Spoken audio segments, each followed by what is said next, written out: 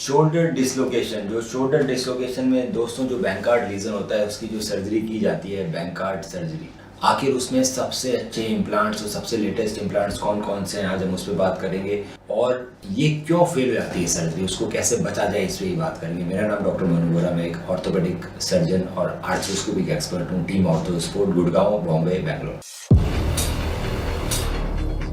तो दोस्तों जब कंधा डिसलोकेट होता है पहली बार तो हमारे शोल्डर में एक लेब्रम होता है जो उसको डिसलोकेशन से बचाता है। तो जब पहला डिसलोकेशन हुआ है उसमें वो लेब्रम टूट जाता है। दोस्तों मैक्सिमम लोगों का लेब्रम टूटता है, कुछ लोगों का लेब्रम नहीं टूटता, उन्हें कैप्सूल स्ट्रेच हो जाता है। सो एमआरआई कराते हैं तो उसमें लेब्रम टियर भी नहीं आता, बार बार में डिसलोकेट हो रहा है पर एमआरआई नॉर्मल है। इसका मतलब ये है कि आपका कैप्सूल स्ट्रेच हो गया। तो या तो आपका लेब्रम टूट गया, बैंकार्ड लीजन आ गया है, और आपका या फिर आपका कैप्सूल स्ट्रेच हो गया। दोनों ही कंडीशन में सर्जरी करनी पड़ती है उसको ठीक करने के लिए, ताकि आपका कंधा बार बार में डिसलोकेट, क्योंकि अगर वो बार बार में डिसलोकेट करता रहेगा दोस्तों धीरे धीरे कंधा खराब हो जाएगा और एक टाइम ऐसा आएगा कि इसमें कोई भी सर्जरी कामयाब नहीं होगी, फिर शोल्डर रिप्लेसमेंट कराना पड़ेगा। तो बहुत जरूरी है कि बैंकार्ड इंजरी को इग्नोर नहीं करना चाहिए। अगर आपका कंधा एक बार से ज्यादा डिसलोकेट हो रहा है तो उन्हें सर्जरी की जरूरत है। सो बहुत तरह के इम्प्लांट्स आ गए हैं जिससे हम बैंकार्ड लीजन को या कैप्सूल जो होता है उसको टाइट करते हैं और उसको बोन में वापस पकड़ जाते हैं। बहुत तरह के एंकर्स, तो जो सबसे अभी एडवांस एंकर है उसका नाम है फाइबरटेक। तो दोस्तों फाइबरटेक एक ऑल सूचर एंकर है,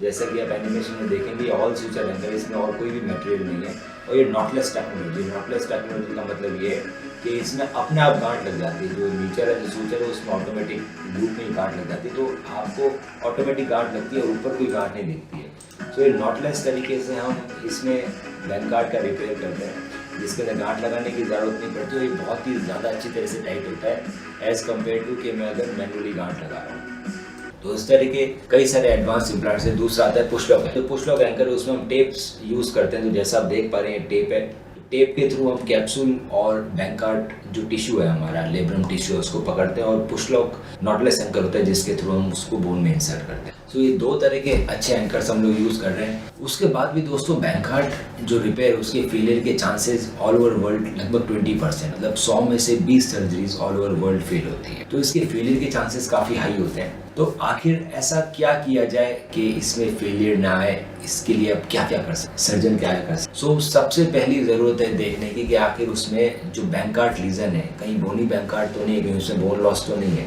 तो बोन लॉस अगर ज़्यादा है तो उसमें कई बार लेटार्जी प्रोसीजर करना पड़ता है, तो उसमें नॉर्मल बैंकार्ड रिपेयर से काम नहीं चलता, या फिर आपको जो ग्लिनोइड है उसको रिकंस्ट्रक्ट करना पड़ता है। तो या तो मैं लेटार्जी करूंगा या मैं ग्लिनोइड रिकंस्ट्रक्शन करूंगा आर्थ्रोस्कोप, और फिर मैं बैंकार्ड रिपेयर। तो बहुत ज़रूरी है देखना कि आखिर बोनी लॉस तो नहीं है। दूसरा, जब भी डिसलोकेशन होता है तो आपकी ह्यूमरस साइड में एक खड्डा होता है जिसका नाम होता है हिल सैक्स लीजन। सो हिल सैक्स लीजन का देखना पड़ता है वो ऑफ ट्रैक है या ऑन ट्रैक है, वो हम आराम से देख पाते हैं एमआरआई के अंदर और आर्थ्रोस्कोप। और अगर वो लीजन बड़ा है तो उसमें भी रेम्प्लिसाज करना पड़ता है दोस्तों उस खड्डे को भरने के लिए। रेम्प्लिसाज प्रोसीजर के अंदर भी हम नॉटलेस एंकर्स यूज करते हैं जिससे मांसपेशी ढंग से भरी जाती है और गांठ नहीं लगती। साथ साथ में बहुत जरूरी है देखना कि उसमें लैक्सिटी कितनी है इंसान में। अगर पेशेंट में लैक्सिटी ज़्यादा है, उससे कैप्सूल ज़्यादा स्ट्रेच होते हैं, तो कैप्सूल प्लैकेशन करना भी ज़रूरी है। तो कैप्सूल प्लैकेशन हो रहा है, आप अच्छे एंकर्स यूज कर रहे हो, बैंकार्ड टिश्यू आप उठा के ढंग से चिपका रहे हो, आपने बोन साफ करिए जब चिपकाने के लिए ताकि उसमें ब्लीडिंग आ जाए। दूसरा, आप बाकी जो प्रॉब्लम्स है वो भी एड्रेस कर रहे हो, जैसे कि हिल सैक्स लीजन हुआ,